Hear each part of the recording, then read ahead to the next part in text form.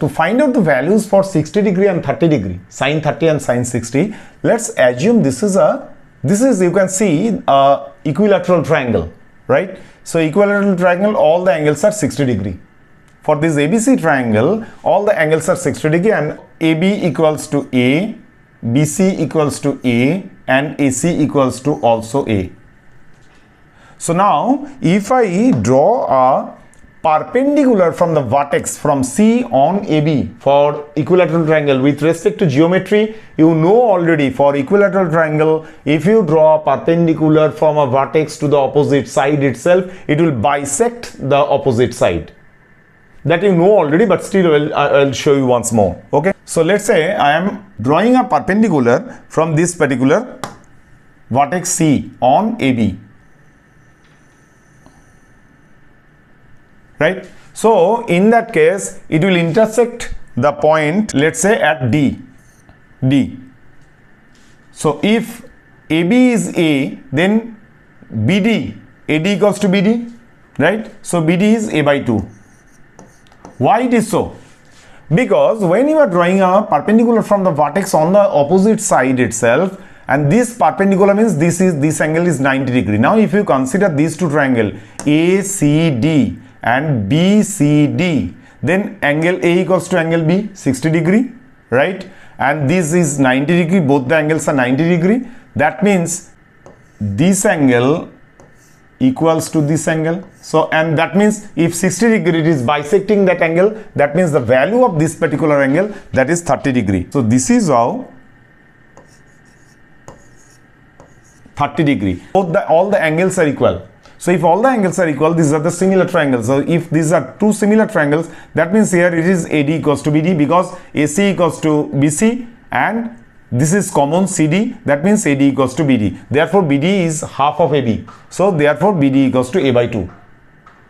Got it? In triangle CDB, what you can see, what is the value of CD? Value of CD is, now it is a rectangle triangle CDB. So CD square equals to, with respect to the Pythagoras theorem, CD square equals to BC square minus BD square.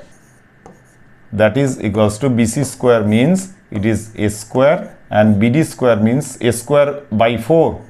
A by 2 whole square, that means A square by 4. That is equals to 4A square minus A square, 3A square by 4. That means root over 3 by 2A. Root over 3 by 2A. This is what CD.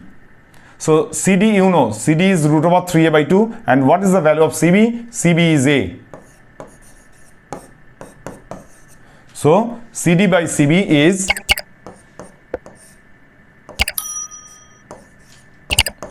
root over 3 by 2A by A, that is equals to root over 3 by 2. So sin 60 degree value is root over 3 by 2. And when sin 60 degree is root over 3 by 2, that means cos 30 is root over 3 by 2. And what is the value of sin 30? Sin 30 equally, you will see sin 30 means BD. When you will consider this angle, that means perpendicular, you will need to consider BD by BC. BD is A by 2 and BC is A.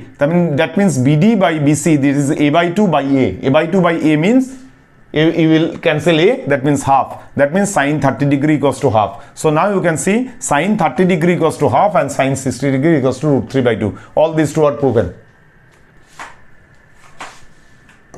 So these two things already you have proven. Sin 60 equals to root 3 by 2. Now it is with respect to complementary angle, that is equal to cos 30 degree, and sin 30 also we have proven half, and with respect to complementary angle, that is equals to cos 60 degree. Okay. Now we'll see with respect to sin 0, sin 90, sin 45. Now let's say for this rectangle triangle ABC, you can see this is an isosceles rectangle triangle. That means other than the rectangle 90 degree, remaining angles, that is ACB and CBA, these two are also 45 degree. AC equals to AB, both are of length A. So both are of length A, that means what is the value of BC? BC equals to root over AC square plus AB square with respect to Pythagoras theorem. Now if it is AC square plus AB square, that means root over A square plus A square, that is equals to root 2A. So BC equals to root over 2A. Now if BC equals to root over 2A, that means tan sine 45 degree AC by BC. So now you can see sine 45 degree equals to AC by BC, perpendicular AC. I am considering this angle B, right? 45 degree, you can consider this angle also. So if I consider angle B, sine 45 degree equals to AC by BC. AC by BC, AC is A, BC is root over 2A, already we have found out, right? So A by root over 2A, 1 by root 2. Similarly, cos 45 degree equals to AB by BC, AB is A, BC is root over 2A, that means 1 by root 2. That means sine 45 and cos 45 both are 1 by root 2, that is proven from this triangle. Okay? Now it is a conceptual part. You need to understand with respect to sine 0 degree and sine 90 degree. Okay. Sine 0 degree and sine 90 degree. You need to understand this part. Sine 0 degree, when it will coming? So gradually, if I reduce this angle from 45 degree, so when you are reducing this angle gradually, what is happening? Your base is same, but your perpendicular is reducing. So when finally you will come to 0 degree, that means your hypotenuse, length of hypotenuse, that will be equal to your base. And the length of the perpendicular, that will be 0. When the gradually this angle between hypotenuse and base, that is decreasing, and finally it is coming to 0, that means your length of perpendicular is 0 and your hypotenuse length will be equal to your base. Okay, so in that case what is going to happen? Perpendicular will be trending towards 0. Perpendicular is equals to